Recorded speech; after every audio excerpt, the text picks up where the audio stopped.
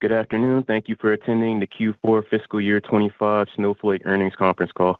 My name is Matt, and I'll be your moderator for today's call. All lines be muted during the presentation portion of the call for an opportunity for questions and answers at the end. If you would like to ask a question, please press star one on your telephone keypad. I will now have to pass the conference over to our host, Jimmy Sexton, Head of Investor Relations.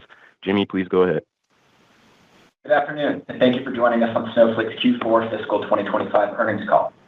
Joining me on the call today are Sridhar Ramaswamy, our Chief Executive Officer, Mike Scarpelli, our Chief Financial Officer, and Christian Kleinerman, our Executive Vice President of Product, who will participate in the Q&A session.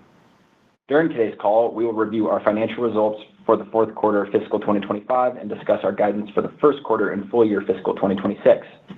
During today's call, we will make forward-looking statements, including statements related to our business operations and financial performance. These statements are subject to risks and uncertainties, which could cause them to differ materially from our actual results. Information concerning these risks and uncertainties is available in our earnings press release, our most recent Forms 10-K and 10-Q, and our other SEC reports. All our statements are made as of today based on information currently available to us. Except as required by law, we assume no obligation to update any such statements. During today's call, we will also discuss certain non-GAAP financial measures. See our investor presentation for a reconciliation of GAAP to non-GAAP measures and business metric definitions, including adoption. The earnings press release and investor presentation are available on our website at investors.snowflake.com. A replay of today's call will also be posted on the website.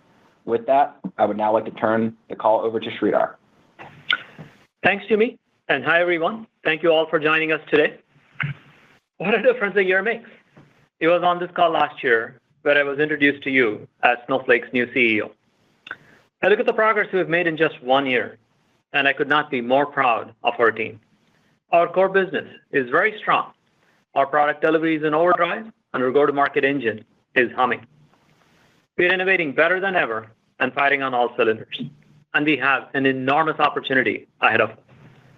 Right now, Snowflake is the most consequential data and AI company on the planet. As I said in our third quarter call, our North Star is to deliver the world's best end-to-end data platform powered by AI, and we are making great progress every day to deliver on that vision.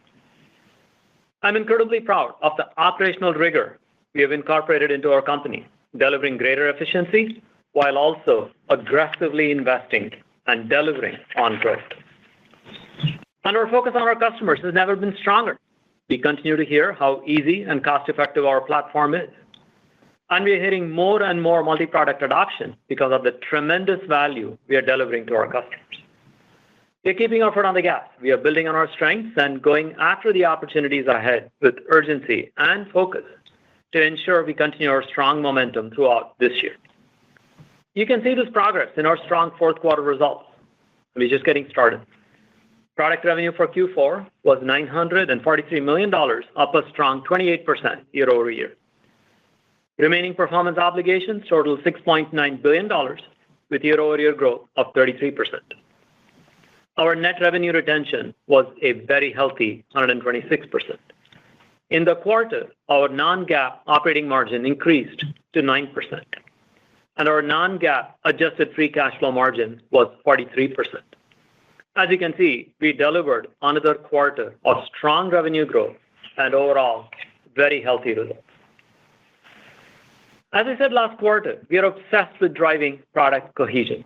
We are continuing to win in the market because Snowflake is easy to use, helps customers break down silos to collaborate and be connected, and is trusted by companies of all sizes and industries. This is why iconic brands like ExxonMobil, Honeywell, the London Stock Exchange Group, and thousands more are betting their business on Snowflake.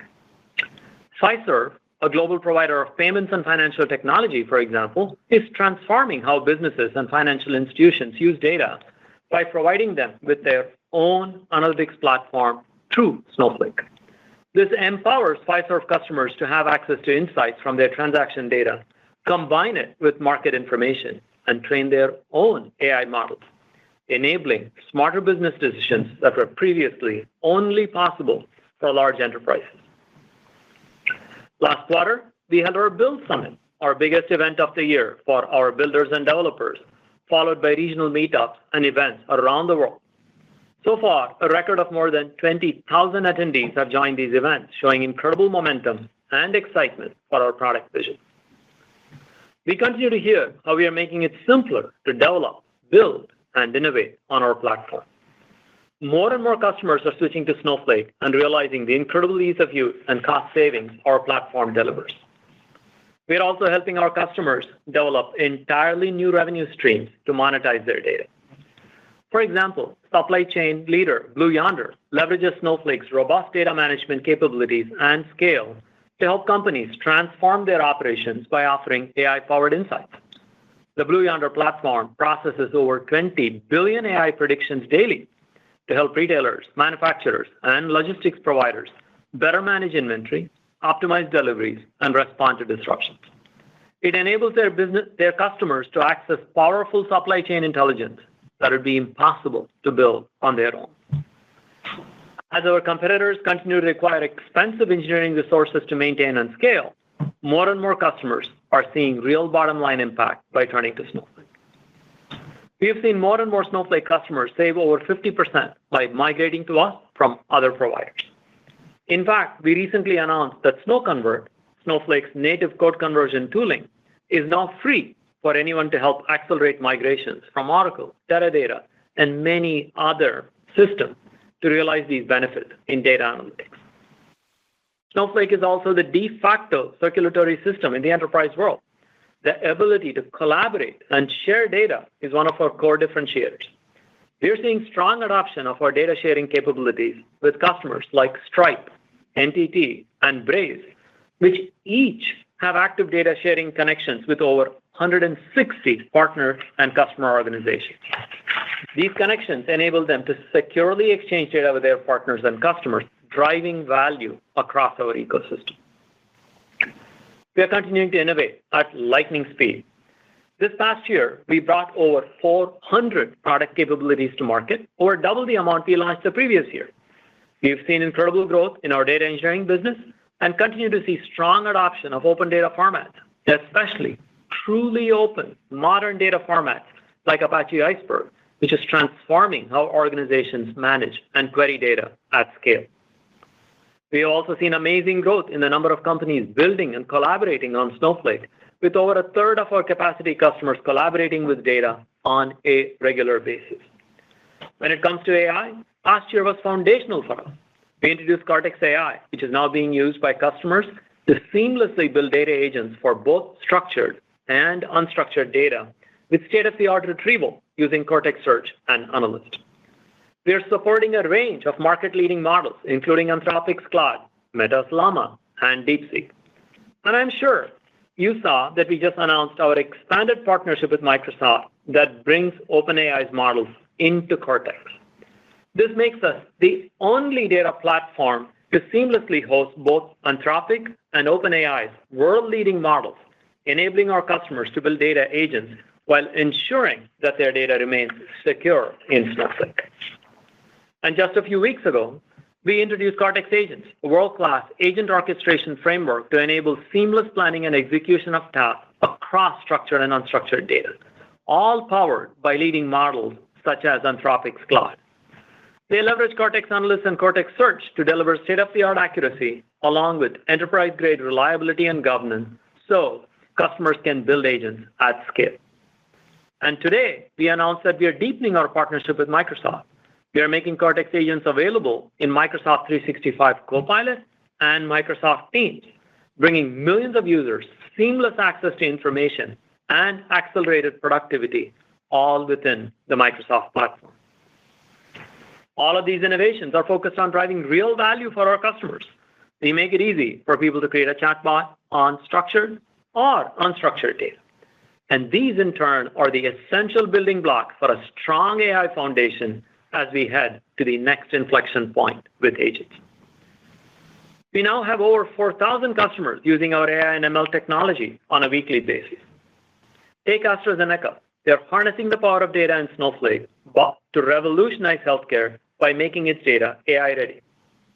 By unifying their research data, they're accelerating drug discovery and clinical development to deliver life-saving medicines to patients faster, working towards their ambitious goal of 20 new medicines by 2030.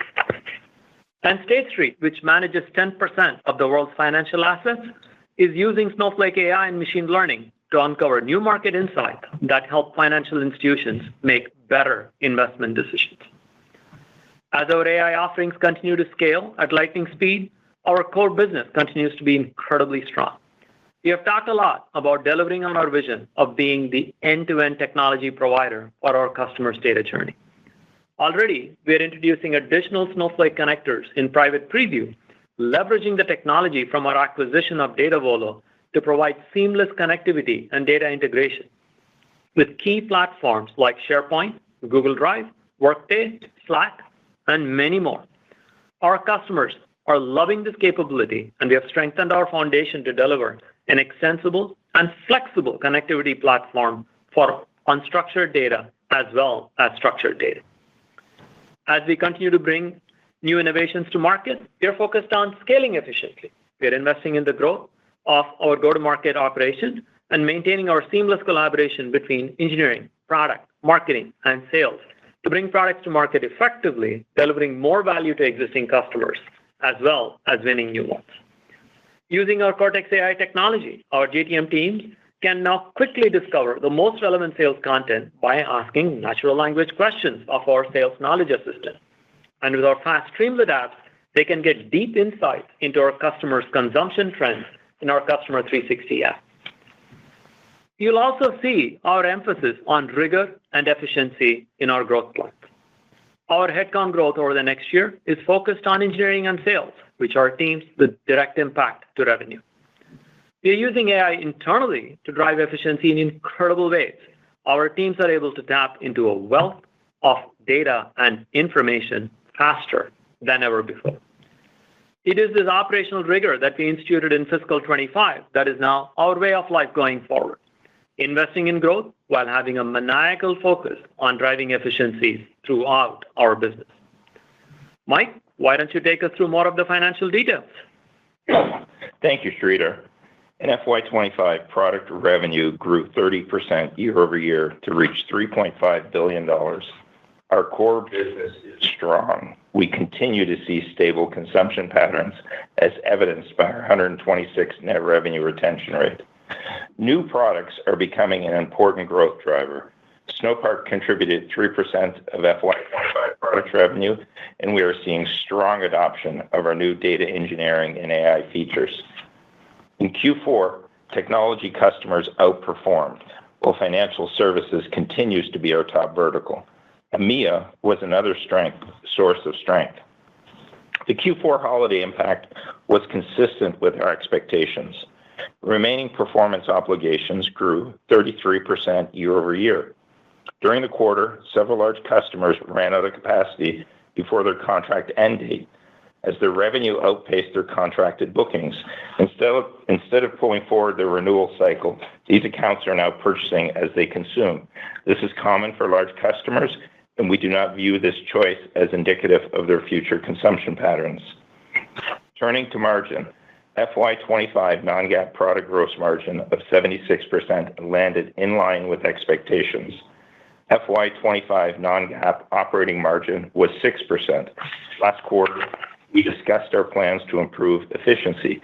These efforts include centralizing teams, targeted early career hiring, removing redundant management layers, and continuous performance management. In Q4, these efforts yielded meaningful margin gains. Q4 non-GAAP operating margin of 9% outperformed expectations. FY25 non-GAAP adjusted free cash flow margin of 26% landed in line with our expectations. In FY25, we used $1.9 billion to repurchase 14.8 million shares at a weighted average share price of $130.87. We did not make any repurchases in Q4. We still have $2 billion remaining on our authorization through March 2027. We ended the year with $5.3 billion in cash equivalents, short-term and long-term investments. Moving to our outlook, we expect Q1 product revenue between $955 and $960 million, representing 21 to 22% year-over-year growth.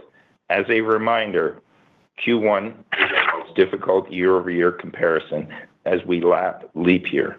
We expect Q1 non-GAAP operating margin of 5%.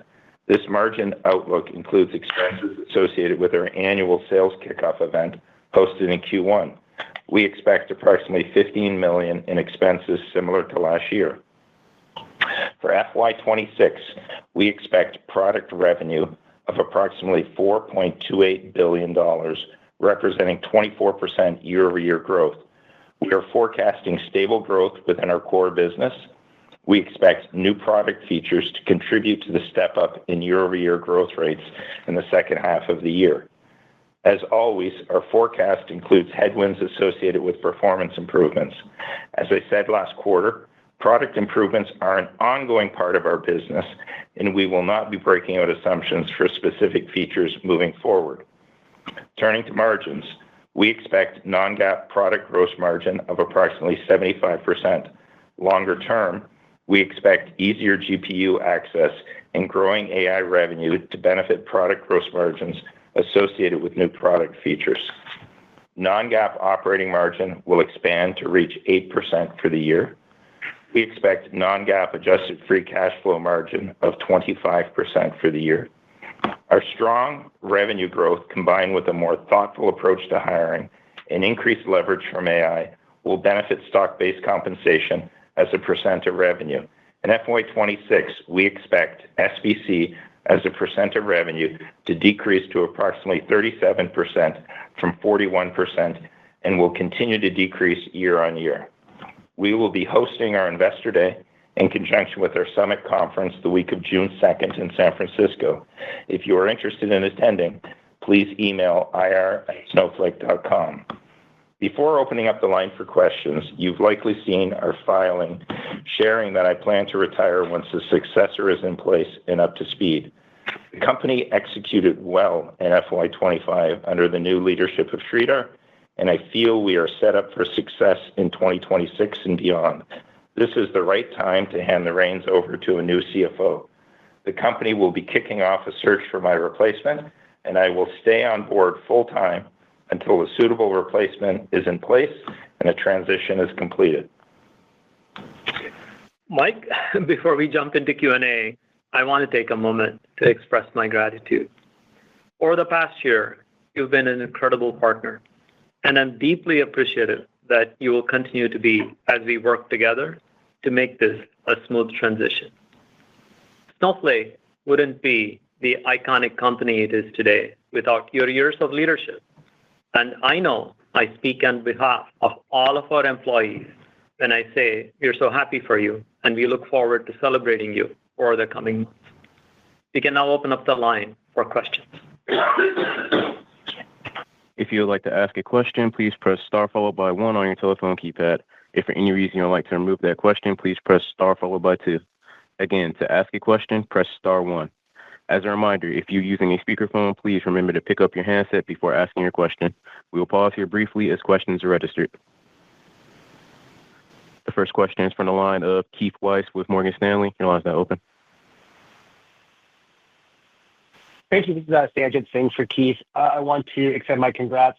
Not many software companies at scale are growing 30% in this environment. And then, Mike, congrats on a stellar, distinctive career in software. With that, maybe just some of the questions. Maybe Mike, to start with you.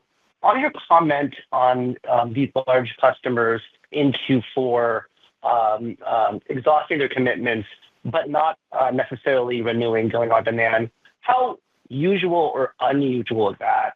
And do you expect these customers just to sign a commitment contract in due course?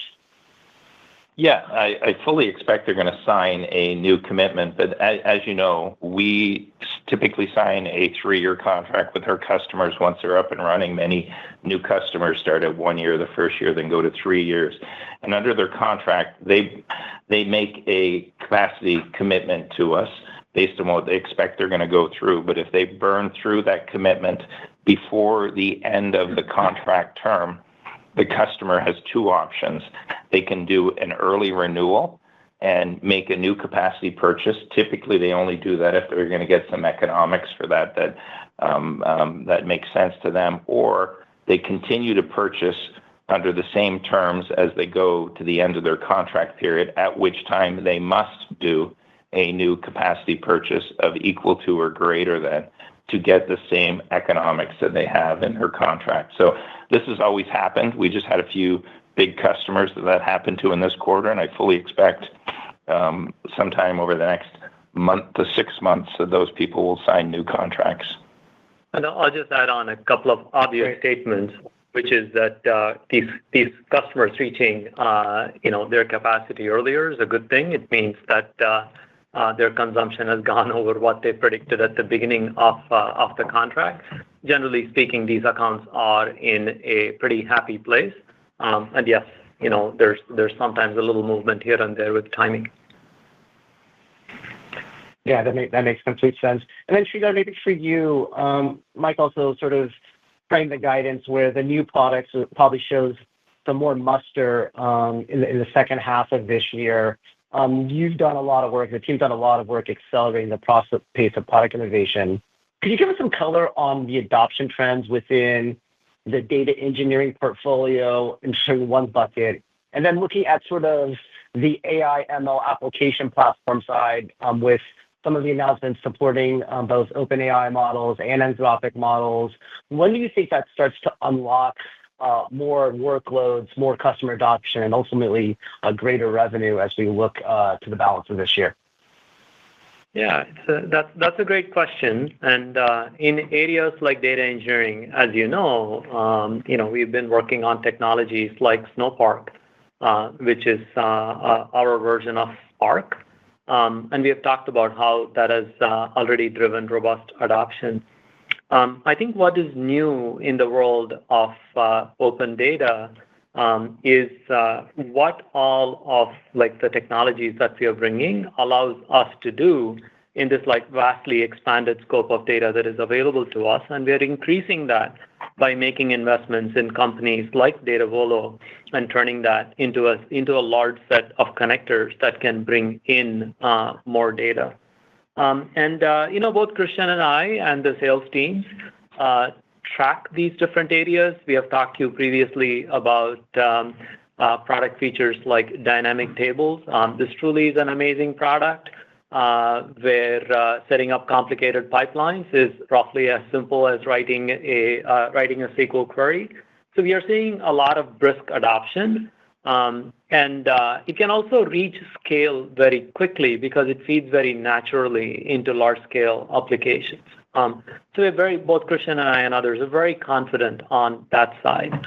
AI is interesting in the sense that it is, it's a much newer product, set of products, generally speaking, throughout the world, not just at Snowflake. We are seeing broad adoption of AI. The way we approached it, which is to build rock-solid primitives. Our search product, for example, is among the best in the world. We published a benchmark recently showing how it was in the top 3. And so products like that have a lot of potential, but you'll also see a multiplicative effect. The more the great connectors that you have in portfolio, the more data can be brought in for applications like search. In turn, they will drive other applications that our customers or our partners can build on top of Snowflake. For example, let's say an insurance underwriting application or a legal analysis kind of application. More and more of those kinds of things become possible with a combination of data engineering and AI technologies. We have seen broad adoption of AI. We expect that to turn into real revenue over the coming quarters. But the point that I want to make is that all of these fit together seamlessly. The more we can do with ingestion, the more options there are for us to do meaningful things with data engineering. The more we can do with data engineering and support of formats like Iceberg, the easier it is for people to use Snowflake for ad hoc analytics use cases on data that is sitting in cloud storage. And the more data that is sitting in or accessible to Snowflake, the more value you can get out of products like Cortex Analyst and now Snowflake Intelligence. So it is this tying in that I think is pretty unique to us. And yes, we expect these to meaningfully contribute in the latter half of the year. I appreciate the thoughtful response, Sridhar. Thank you.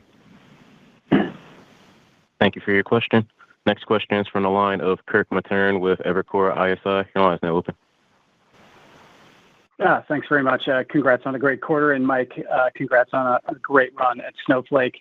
Sridhar, I don't know if this is for you or Christian, but over the last 6 to 12 months, we've seen a lot of new announcements from data companies, sort of partnering up with enterprise software vendors like ServiceNow or Salesforce, and you guys have partnered with them. One of your competitors just partnered with SAP. I guess what's the best way to interpret these announcements in terms of where the center of gravity from a data perspective lives? I was just wondering if you guys could comment on that. And then Mike, really quickly for you, just any adjustments to the sales comp model that we should be aware of this year. Thanks very much. Why don't you go first, Mike? Yeah, on the comp model, probably the biggest change is taking a little bit of a step back in terms of allocation. We're still principally paying people on their variable comp on revenue, but we do think it's important that reps also have a total contract bookings number as well too. And so there's going to be a quota as well on bookings, but the bulk of their earnings will come from consumption revenue. Great. And going back to the first question, we call ourselves the AI Data Cloud for a good reason. This is because most customers see us as the best place to get value from data, especially analytic and predictive value from data. At Snowflake itself, for example, we have connectors that bring in data from Salesforce, from ServiceNow, from GitHub, and the list sort of goes on and on. And I think what's obviously been very interesting for all of us, even prior to the AI revolution, is being able to look at this data, say Workday data, as well as Snowflake data, along with Salesforce data, all in the same pane. All of us have access to reports that can stitch these kinds of data together. And so we've done a number of partnerships with many companies, some of our best ones are with folks like ServiceNow and Salesforce. We have bidirectional integrations with them where a lot of customers bring data from those applications into Snowflake. It works very, very smoothly. I think what is unique in the world of agentic AI is the time to value from data, can become exceptionally quick because you're not in the process of building painful integrations, painful new applications. And some of the things we ourselves, again, have been able to build with Snowflake Intelligence have been pretty remarkable. We do expect this trend to continue. Of course, players like ServiceNow or Salesforce or SAP, they're going to have a class of applications which can benefit from data that is coming from outside, and hence we do bidirectional partnerships. The larger theme that I would point to in both of this is that of giving customers choice. Customers should have the right to decide where it is that their data should be. And as far as we are concerned, I think we are very uniquely positioned as a central and very efficient repository of data for most companies. And yes, some of our customers will take data over to one of the folks that I mentioned. SAP in particular, Christian will give us an update. Yeah, so as Sridhar said, we've always done bidirectional type of sharing and data movement with a number of partners. While we don't have a specific announcement to share at SAP today, I can tell you that we are working with SAP. We like what they're doing with the Business Data Cloud product, and we have a common commitment to foster an open data environment and hope to share more with all of you soon. Thank you all. Thank you for your question. The next question is from the line of Raimo Lenschow with Barclays. Your line is now open. Perfect. Thank you. Congrats from my end for the quarter, and for Mike as well. It was an honor working with you over the last few years.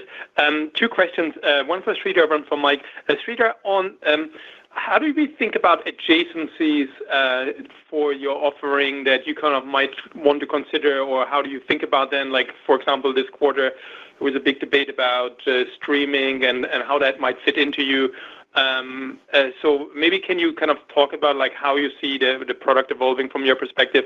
And then Mike, for you on guidance, how conservative are the assumptions this year in the guidance versus kind of what you, for example, did last year when you had the CEO change? Obviously, how did the economy also play into the guidance for this year? Thank you. Great. I'll take. Sorry, can you repeat the first question? I want to make sure I get it right. It's just more if you think about adjacencies for where you want to play versus where you want to partner, and think about streaming, for example, as one of the kind of areas. Yeah.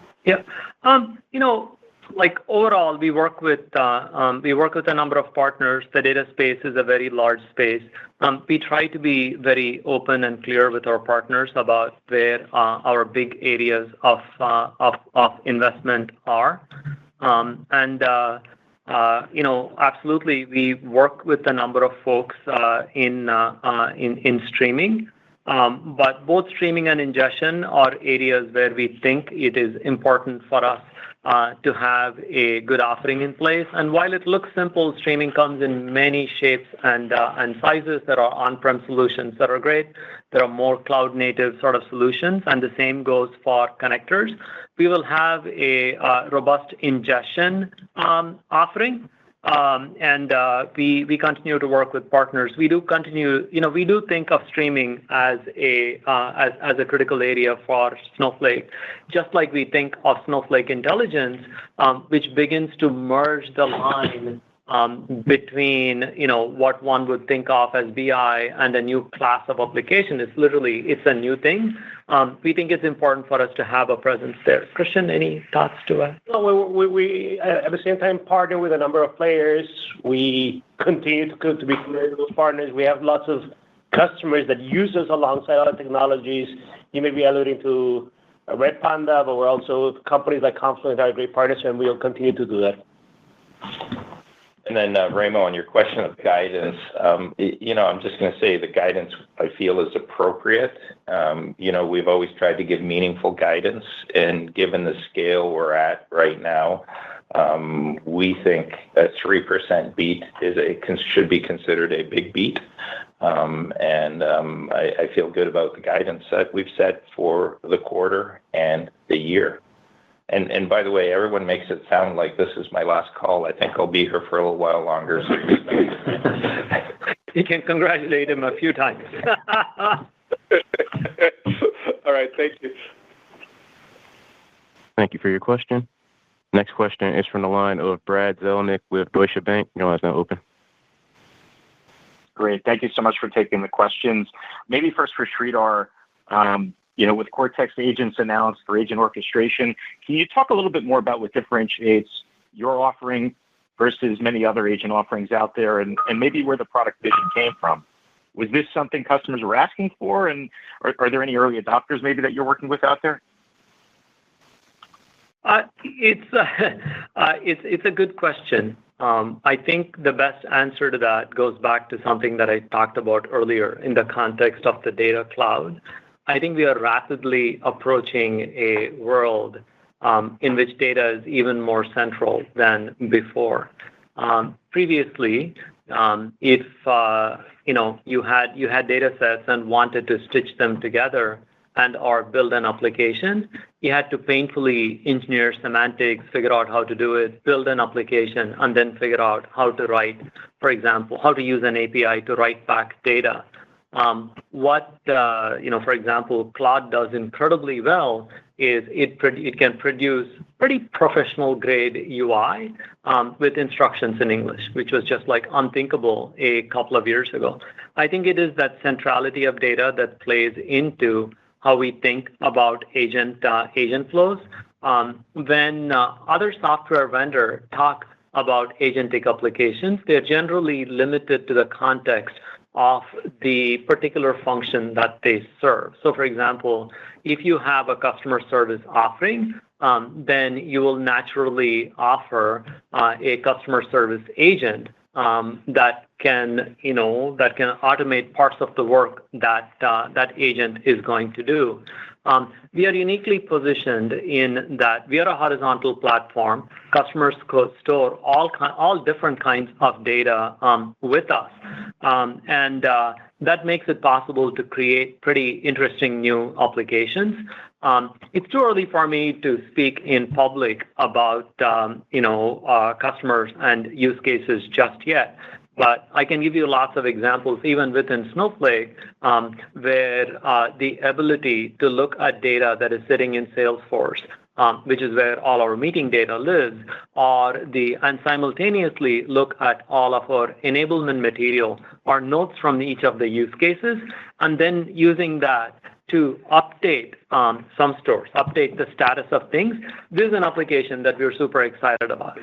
It is this combination of structured data, unstructured data, tool calling that are the basic ingredients.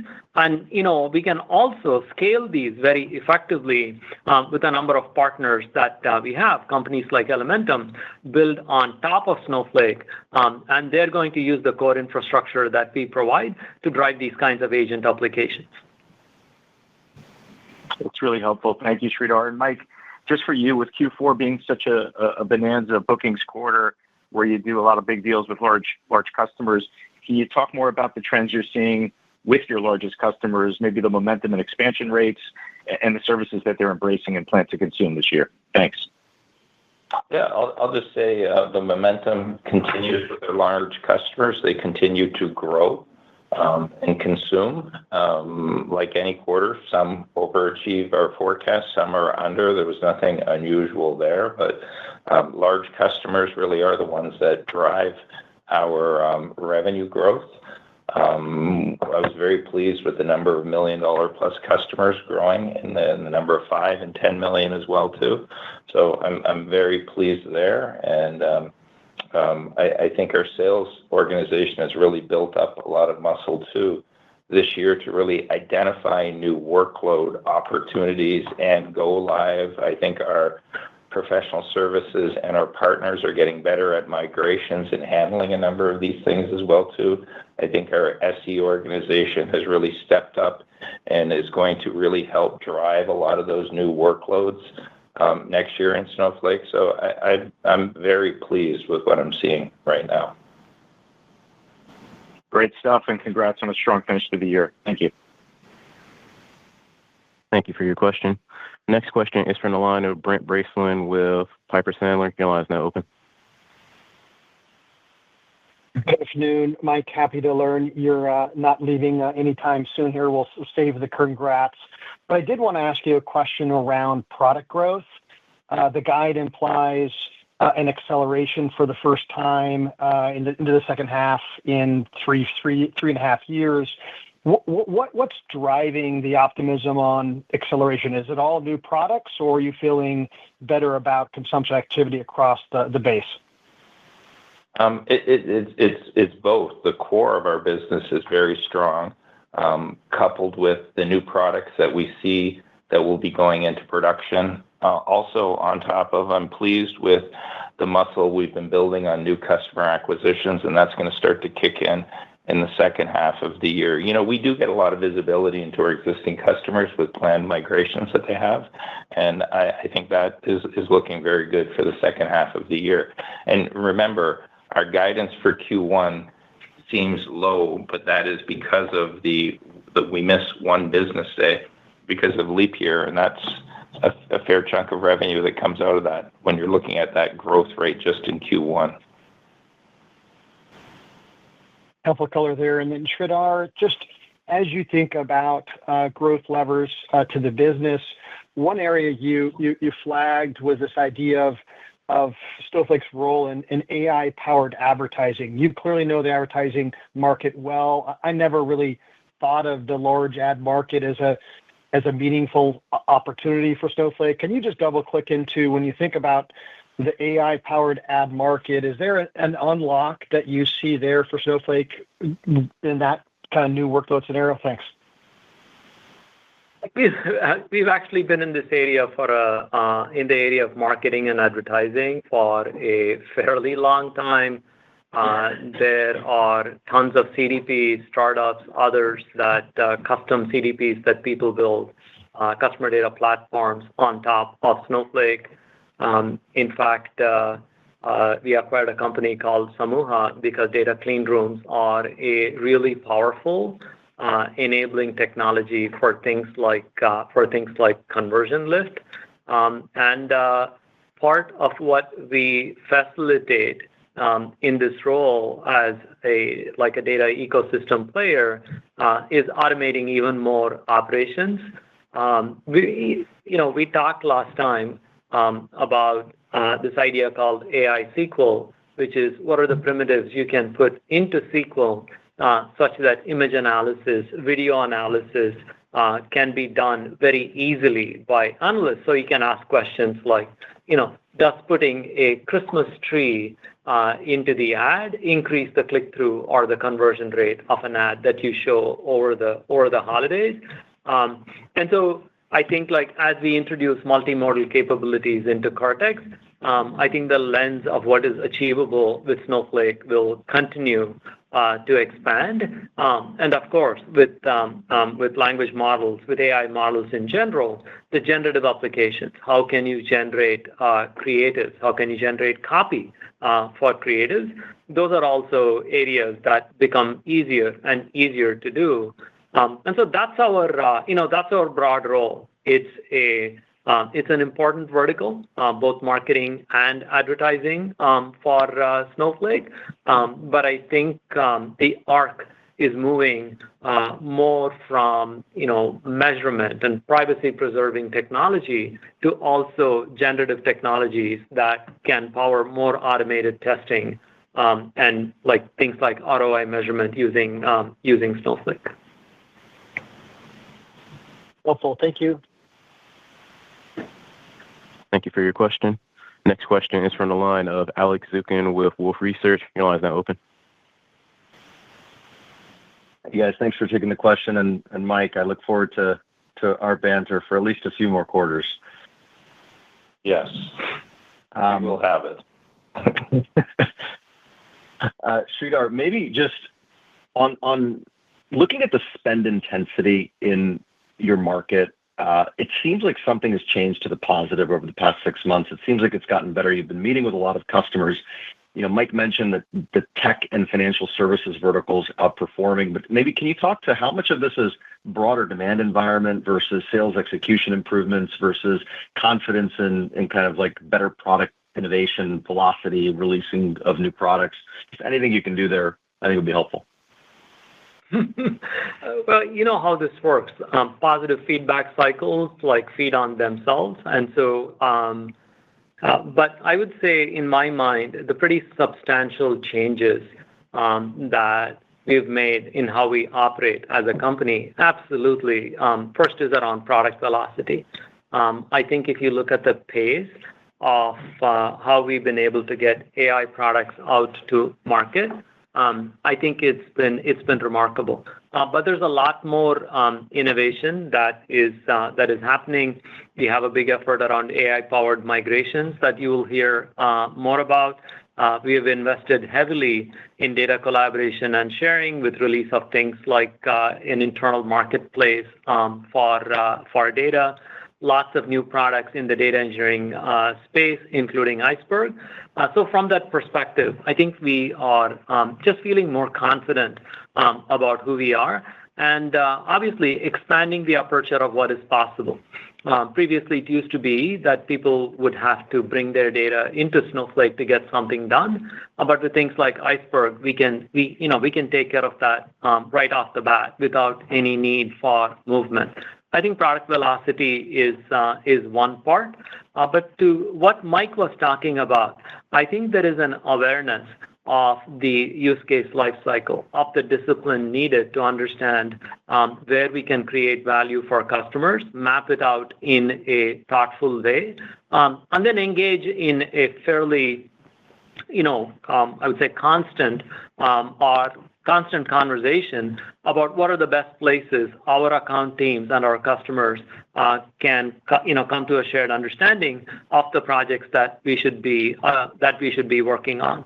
And I think that area is becoming more and more of a science where we are able to say what the best people in the team do and have more folks to be more like them. I think there's just a maturity when it comes to use case prosecution. I think the third piece, which is what gives us confidence about new products, is then how all of these come together in how things are multiplexed over from the product team to the sales team. I mean, at the end of the day, it's unreasonable for Christian or I to expect that one salesperson is going to know about the 400 things that we launched last year. It's just not a thing. And so we increasingly have specialist teams that know what it is to take, for example, clean rooms to the 24 most important customers that they must reach this year, say, compared to pretty much all of our customers who we think can benefit from key data engineering features or key AI features. I think it is that maturity of and the ability to take the right feature to the right customer to create value that I think positions us overall better. And the final thing that I'll add on here is that we've also cleaned up how we work with partners, definitely ISVs, but also system integrators. And I think you will see more progress on that side as well. So we are very proud that our ISV partners like Relational AI or Kumo or, of course, Blue Yonder, with whom we have a fairly deep partnership, are succeeding along with Snowflake. So it's a multifaceted effort, but they build on the same core primitives of great product, a sales team that knows how to execute at scale, and an ability to thoughtfully overlay new things that we should be doing on what is a very large sales force. Super helpful and really clear. Mike, maybe one for you while we still have you.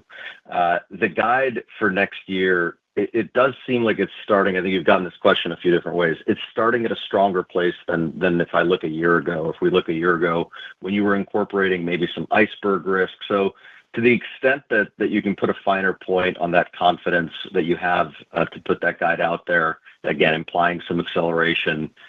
You mentioned Sridhar mentioned some new products potentially ramping in the second half from a contribution standpoint. How do we think about iceberg as a tailwind or a headwind in that guide? How do we think about NRR stabilization at 126 in the context of that guide? Any finer points you'd put on it? Yeah, first of all, I think NRR is pretty stable. I'm not saying it's not going to go to 125 or 124, but I don't really see it. It's going to be in the mid 120s is what we are predicting. In terms of iceberg, we're really now seeing iceberg as more of a tailwind than a headwind as it's opening up so much more data for us. We've yet to see massive amounts of data move out of Snowflake. Yes, there has been some, but storage still remains at roughly 11% of our revenue. And we are seeing workloads that otherwise wouldn't have been accessible to Snowflake. So I think that's good. And, our guide is based upon the strength of what we're seeing with customer commitments. And as I said before, we've done a really good job this year. There's still room for improvement always. And there'll always be room for improvement. But I think we're getting much better at working with customers to identify new workloads that will go into production that gives us that confidence.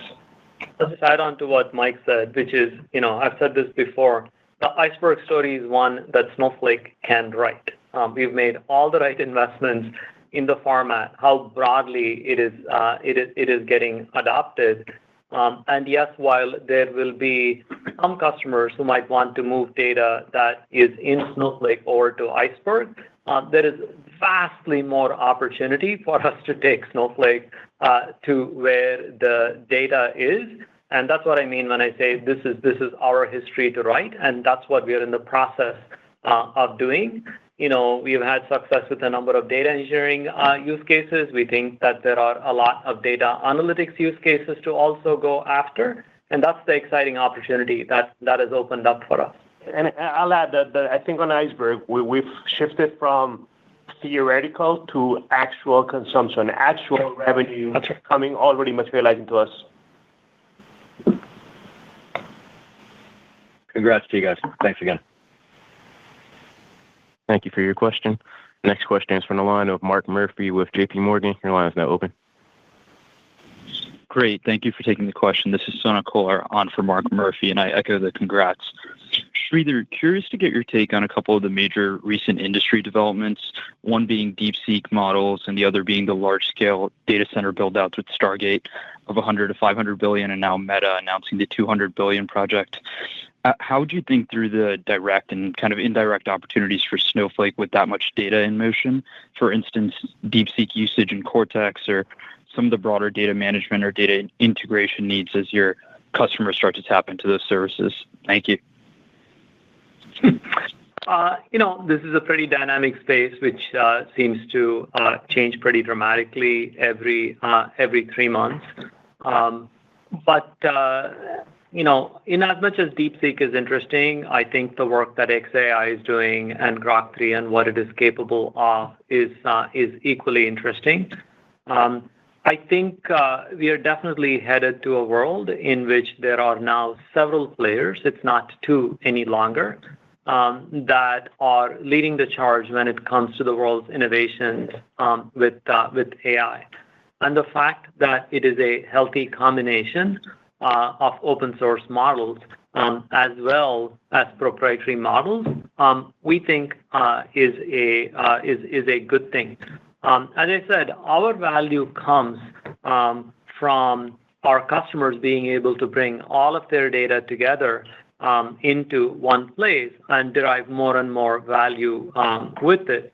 And what our partnerships with the leading model makers of the world indicates is an implicit acknowledgement that we have a big role to play in this world of AI. And so what we are doing is building the best products that can take advantage of the data gravity that we have and access to the biggest, best models that there are on the planet. Absolutely. I think there is a belief on the part of many, especially the ones that can afford it, that there are more breakthroughs to be had by investing hundreds of billions of dollars. I mean, sadly or not, that's not us.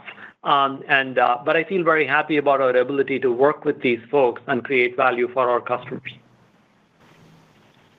Thank you. Thank you, Sridhar, and congrats on a very productive first year. Thank you. Thank you for your question. Next question is from the line of Kash Rangan with Goldman Sachs. Your line is now open.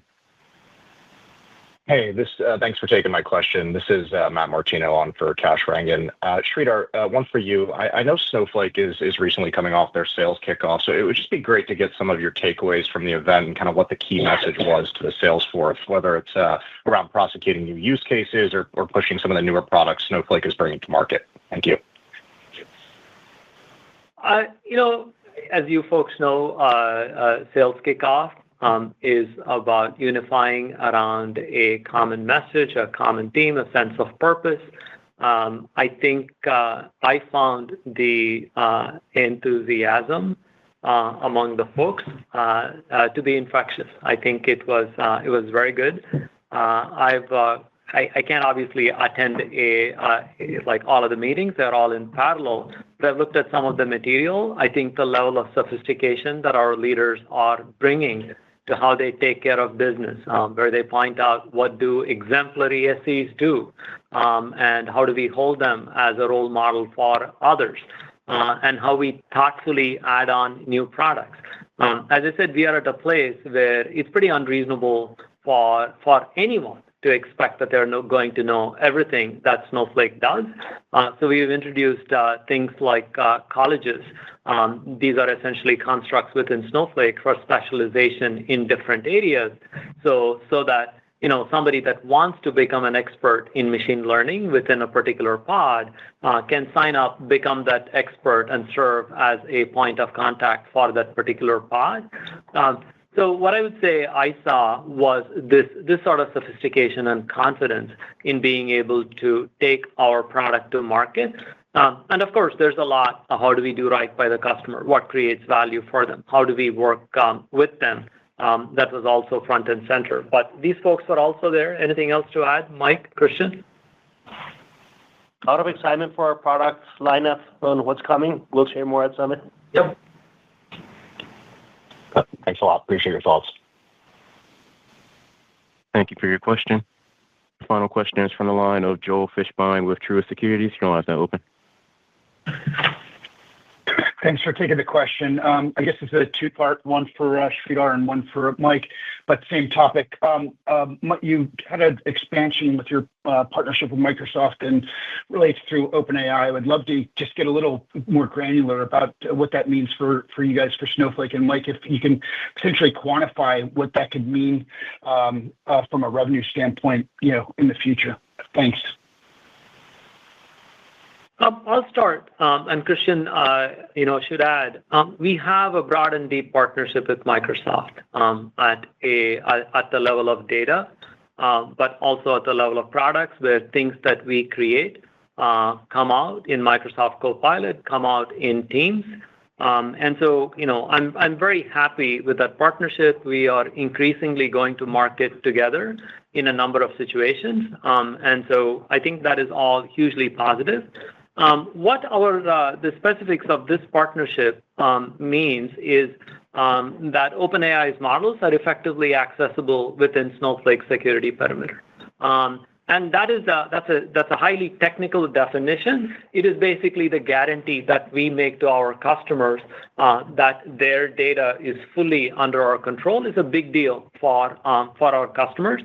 I think what this means in practice is that every product that we make, starting with simply having the model available in a model garden that we have, I use Anthropic all the time in one of our internal instances, that ability to have access to these world-class models to then build different kinds of chatbots, different kinds of agentic applications.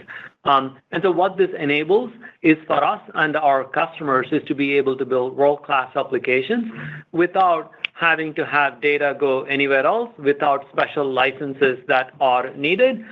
It just means that like OpenAI models are available out of the box, just like Anthropic models are available on AWS out of the box. So I think this is a pretty big deal for a lot of our customers. Color on the overall partnership. You're good? Okay. We're leveraging for our own products on top. So Cortex Analyst, that's an example, is leveraging this model. So it's good for our customers to use directly, but also for ourselves. Yeah, and I'll just say, Joel, what is that impact going to be on our business? Obviously, we wouldn't do it if we didn't think it could be impactful to our business, but it's too early to say. And I would say that would be upside in our revenue once we see traction with that. But it's going to take some time before we get this rolled out to customers. Thank you very much. Thank you for your question. There are no additional questions waiting at this time, so I'll pass the call back to Sridhar for any closing remarks. Thank you. In closing, I think Snowflake stands to benefit enormously from the data and AI revolution that is sweeping the enterprise market. Our philosophy of an easy-to-use, fast-to-value, efficient product makes us uniquely differentiated and much loved by our customers. 30% product revenue growth in fiscal 25, combined with our strong initial outlook for fiscal 26, can demonstrate our ability to execute at scale. And so we are going to continue our strategy of driving high growth and efficiency. Our ability to release products and take them to market quickly is what enables high growth, simultaneously generating more than $1 billion of adjusted free cash flow, expanding operating margin, and increasing SBC efficiency further demonstrate the strength of the business. And I think the long-term profile of Snowflake is one that showcases durable growth and continued margin expansion, which I think is very unique. And this is really exciting, and I look forward to sharing more and more of our progress with all of you along the way. Thank you all for joining us. That concludes the conference call. Thank you for your participation. You may now disconnect your lines.